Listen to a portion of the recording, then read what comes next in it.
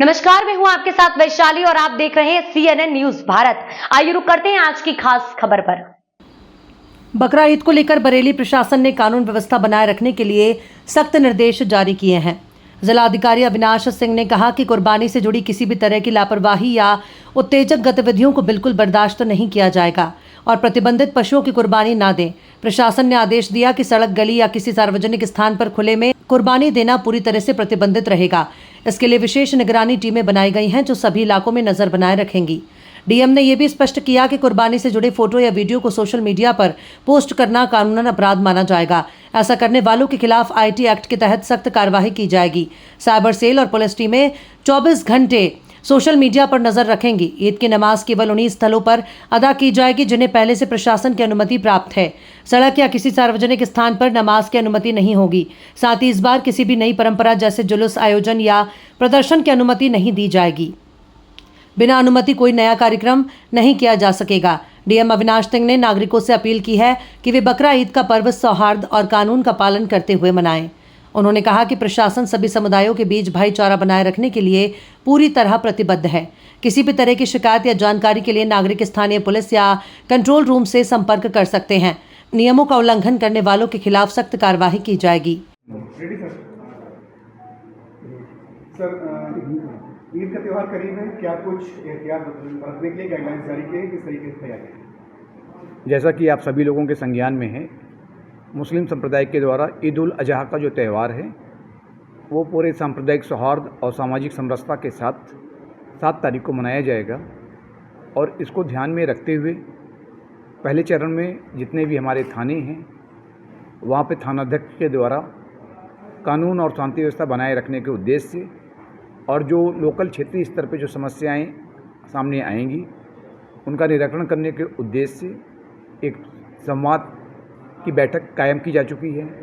द्वितीय चरण में जो हमारे SDM और CO लोग हैं उन्होंने तहसील स्तर पर बैठक करके जो वहाँ की तहसील स्तर की जो समस्याएं हैं उनके निराकरण के लिए और लोगों को पीस कमेटी के बैठक के माध्यम से एक संदेश दिया है कि हम लोग इस पूरे त्यौहार को शांति और कुशलता के साथ संपन्न कराएँ। इसके पश्चात मेरे द्वारा और वरिष्ठ पुलिस अधीक्षक महोदय के द्वारा समस्त प्रशासनिक और पुलिस अधिकारियों की मौजूदगी में, साथ ही साथ जो बिजली विभाग है, नगर आयुक्त साहब हैं, जो अन्य जो हमारे मुख्य जलकल है, अन्य विभागों के समस्त अधिकारियों के साथ ही जो हमारी नगर पालिका, नगर पंचायत है उनके EO, चेयरमैन, DPRO की टीम, इन सभी के साथ साथ हम लोगों ने बैठक करके एक क्लियर कट जो है समस्याओं को सामने आने की संभावना होती है उस पर पूरी तरह से वर्कआउट करने के लिए कह दिया गया है। हम लोगों के बीच में वहाँ पर जो सेंट्रल पीस कमेटी के कई सम्मानित सदस्य भी मौजूद थे जिन्होंने अपने लोगों के बीच में एक संदेश दिया है कि किस प्रकार से इस बार हम लोग को इस ईद उल अजहा का त्यौहार पूरे कह सकते हैं कि सांप्रदायिक सौहार्द और सामाजिक समरसता के साथ मनाया जाना है। इसको साथ साथ कुछ चीज़ें ऐसी थी कि जब कुर्बानी होने के तत्काल पश्चात जो एक पानी की ज़रूरत पड़ती है हाई प्रेशर के साथ, इसके अलावा जो अवशिष्ट बचते हैं उनको जो हमारी नगर निगम की गाड़ियां हैं या कह सकते हैं कि नगर पालिका और नगर पंचायत की गाड़ियां कैसे लेकर जाएंगी, कहां पर उन अवशिष्ट को दफनाया जाएगा और दफनाते समय किन चीज़ों का ख्याल रखना है। ट्रकों पे नीचे की तरफ भी जैसे तिरपाल लगाना है, ऊपर भी तिरपाल लगा के ढकना है जिससे कि कोई अवशिष्ट रास्ते में गिरने न पावे। सभी ड्राइवरों के जो मोबाइल नंबर हैं, ड्राइवरों की जो शिफ्ट है, उन सभी को एक रिटर्न में सबको कह दिया गया कि इसको ध्यान में रखें। और एक पूरा प्रयास है बिजली विभाग से कि वो लोग पूरे समय जो 24 घंटे की विद्युत आपूर्ति है उसको सुनिश्चित करें। इसके अलावा पानी की जो आपूर्ति है विद्युत के साथ साथ पानी भी बहुत ज़रूरी है, उसको भी वो लोग सुनिश्चित कराएं कि जो हाई प्रेशर के साथ पानी इनको मिलता रहे। ये जो तमाम चीज़ें हैं इन सबको करके और जो हमारी फोर्स है, जो हमारे मजिस्ट्रेट हैं, सबकी ड्यूटियाँ लगा दी गई हैं। सबको इस बात की कड़ी ताकीद कर दी गई है कि इसको सुनिश्चित कराएं कि कहीं किसी भी प्रकार की ना इत्तेफाकी नहीं होनी चाहिए और अगर कोई इस प्रकार की इस अमन और चैन की फ़िज़ा में किसी भी प्रकार की बदइंतजामी करने की कोशिश करता है तो उसके साथ सभी को कड़े आदेश दिए गए हैं कि कठोरता से उनके साथ पेश आया जाए। कुर्बानी को लेकर के प्रतिबंधित जानवर की कुर्बानी या फिर नई परंपरा को लेकर क्या कुछ है? देखिए, सबसे पहले स्पष्ट सबको बता दिया गया है कि कोई भी नई परंपरा की शुरुआत नहीं करनी है।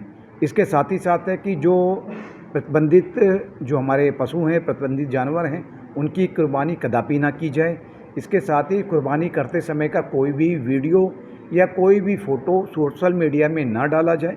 ये तमाम चीज़ें की जो चीज़ें थी सबको बैठकों के माध्यम से अच्छी तरह से बता दिया गया है और मुझे पूरी उम्मीद है कि जैसे कि पिछले वर्षों में जनपद में बहुत ही शांतिपूर्वक तरीके से इस त्यौहार को मनाया गया है, इस वर्ष भी उसी प्रकार से इसको शांति और कुशलता के साथ संपन्न कराया जाएगा।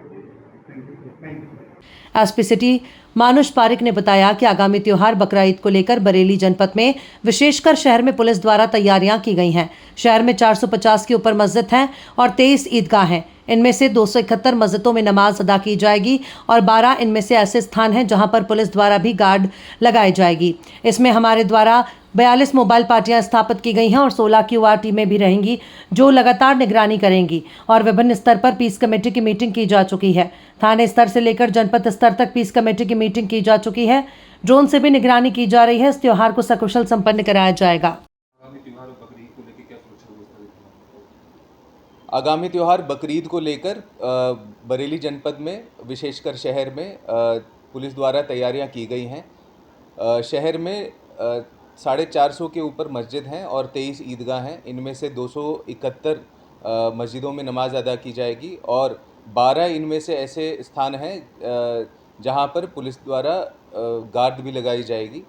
इसमें हमारे द्वारा 42 मोबाइल पार्टियां स्थापित की गई हैं और 16 QRT टीमें रहेंगी जो लगातार निगरानी करेंगी और विभिन्न स्तर पर पीस कमेटी की मीटिंग्स की जा चुकी हैं। थाने स्तर से लेकर जनपद स्तर तक पीस कमेटी की मीटिंग की जा चुकी है और ड्रोन से निगरानी की जा रही है और लगातार पैदल गश्त भी की जा रही है। ये जो त्यौहार है सकुशल